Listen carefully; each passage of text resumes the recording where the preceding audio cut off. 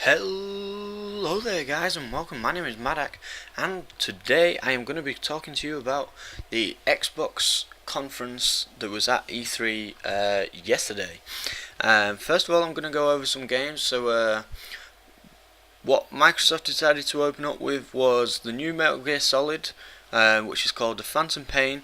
It's going to be open world, which is obviously the first time that Metal Gear Solid is going to be open world. They've got new stealth, new stealth moves, various modes of transport, realistic passage of time.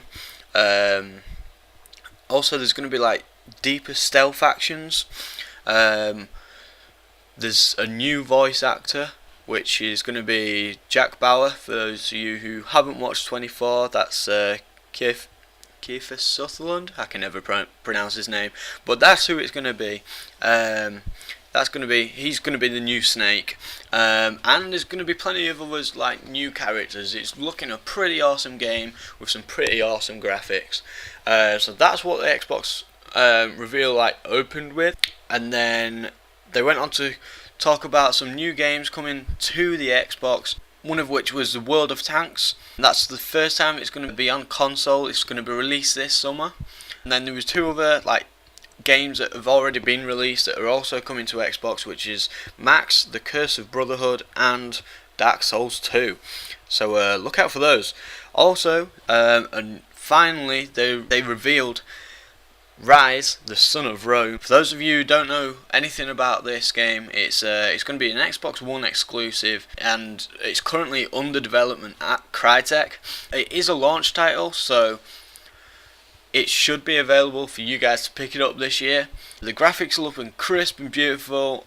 The action's gory and frantic. It takes place in Roman times. You're controlling a Roman general who basically just battles enemies in the most violent way possible, and overall it looks like a good third-person hack-and-slash action game.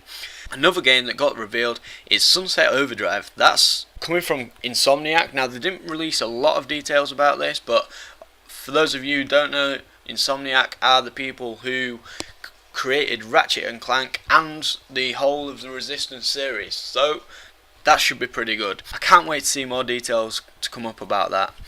Another game that got revealed there yesterday was Forza 5.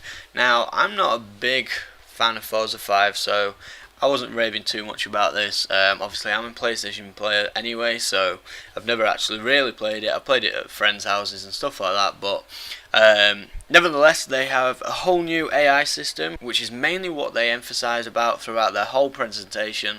But apart from that, obviously, it's just graphics and gameplay that just look a lot smoother.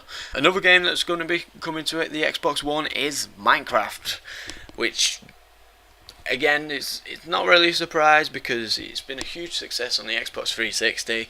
Again, there was no real details let out about this. It was just sort of, they told us and that was it. Also revealed yesterday was Quantum Break. Again, there's not been many details about it.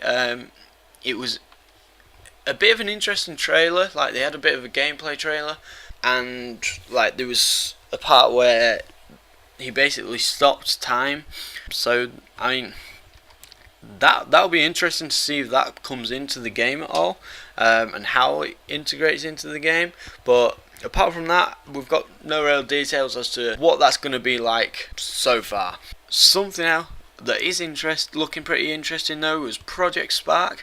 It's going to be one of the free-to-play games that comes not only to Xbox One but to Windows 8 as well. And what they was demonstrating was how you can create environments using Kinect voice commands and the smart glass touch controls. And basically, as the developers said on stage, there's an infinite number of ways to play, build and share in this game, so it's looking pretty cool. Again, I'm looking forward to seeing more details about that. Another game was Killer Instinct. That's the other free to play game. It's going to be available at launch, and for those of you who don't know, It's basically a fighting game, sort of like Mortal Kombat. Moving on from that, there's Crimson Dragon, which, to be honest, I've got nothing really to say about this game. It was a bit of a disappointment when they revealed it, as they showed it with no audio, and yeah, they just didn't reveal many details about it. So moving on, there's Dead Rising 3, which a lot of people will be very excited about. It's basically an open world zombies game. You've got a new hero. Basically what they were saying is how anything and everything that you can find around like the world is just, you can like combine things, and just everything's a weapon basically. And also like zombies, as you're walking around, zombies are going to be like reacting to every move, but there's a lot of different ways to distract them as well, so you know, it may be a bit more tactical. I'm not sure. We'll see what comes up in the next couple of days, and well, in the next few months. Another game that people are really going to be looking forward to is The Witcher 3 Wild Hunt. Again, I didn't take too much details about this because it wasn't something that really popped out at me, but one of the things that I did take down was the fact that once again you can have optional voice commands, and you can use the smart glass to like control different things throughout the game. So it's really looking like they're trying to integrate the whole smart glass thing quite a bit into their next gen console, so that'll be interesting. Also, a huge thing that they released was the new Halo, which is going to be coming in 2014. Again, it was only a teaser trailer that they showed, but we do know that it's going to be coming in 60 frames per second also. The last two games that they brought up were probably the two biggest ones, and the two games that most people wanted to see. The first one was Battlefield 4, which again, it was quite embarrassing really. They came out to speak about it, and they had audio issues for quite a while. It was certainly waiting a couple of minutes until they could sort it out. But to me, they showed a bit of multiplayer as well, and to me, it's pretty much looking like the same old Battlefield. One thing they did reveal was the Commander mode, which looked pretty awesome, but that wasn't actually revealed in the Xbox conference. So I'll talk to you guys more about that when I get to the EA conference. But in the Xbox conference, they basically told us about how it's going to be 60 frames per second, and that the first map pack is going to be coming to Xbox first. Those were the biggest details that they released in the Xbox conference. Final game at the Xbox conference was Titanfall, which is Respawn Entertainment's new title, and I know a lot of people are excited about this. It's going to be an Xbox exclusive, I believe. It's another game running at 60 frames per second, which most games most likely will be doing on these new consoles.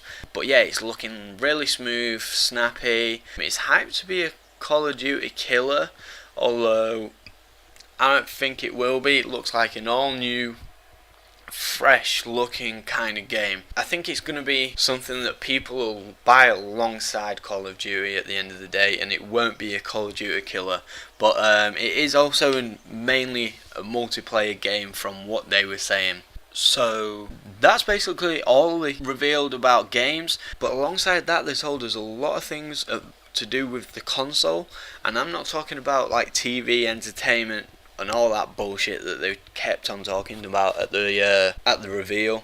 I'm talking about more interesting things. First of all, one of the first things that they actually came out to say, reveal, was that there's going to be a new Xbox, well, there is a new Xbox 360 that's actually available now. So that was pretty interesting and a pretty interesting move by them, but they showed the new design of it and all that lot, but at the end of the day, it's just another Xbox 360. Other details to do with Xbox One is the gold memberships, your Xbox Live gold memberships will be carried over to Xbox One. Also, I'm not sure if this was just for Xbox One or for all Xboxes in general, but gold memberships will also get 2 free games a month, which you guys can keep.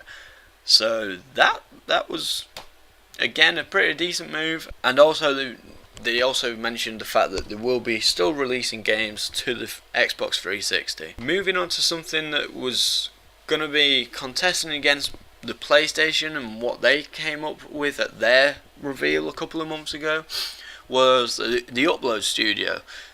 Basically, on the Xbox One, you can record, edit, and upload gameplay straight from your Xbox One. So that's going to be pretty interesting.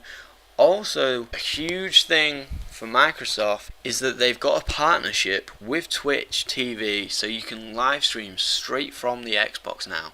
Obviously, PlayStation 4 revealed that they've got a partnership with Ustream, so it's basically just their response in PlayStation's Ustream partnership. Also on Xbox One, you're going to have unlimited friends lists. You're not going to be limited to just 100 friends. You can also share your gold membership with people in your house, so you don't have to be logged in to gain benefits of the gold membership. You can now share it with your family that live with you in your house and also use your Xbox. Another thing that they revealed is that they're switching to real currency. There's going to be no more Microsoft points, which I'm sure a lot of people will be glad about, because that's one thing that people weren't too happy about. And they finally revealed when the Xbox One is going to be released, which was November of this year, and the price is, it's going to be $499 in the US, 499 euros, or obviously around Europe, and in the UK it's going to be £429. So that's all the information I've got for you guys.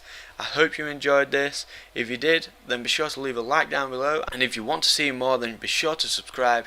Thank you. I've been MaDaC, and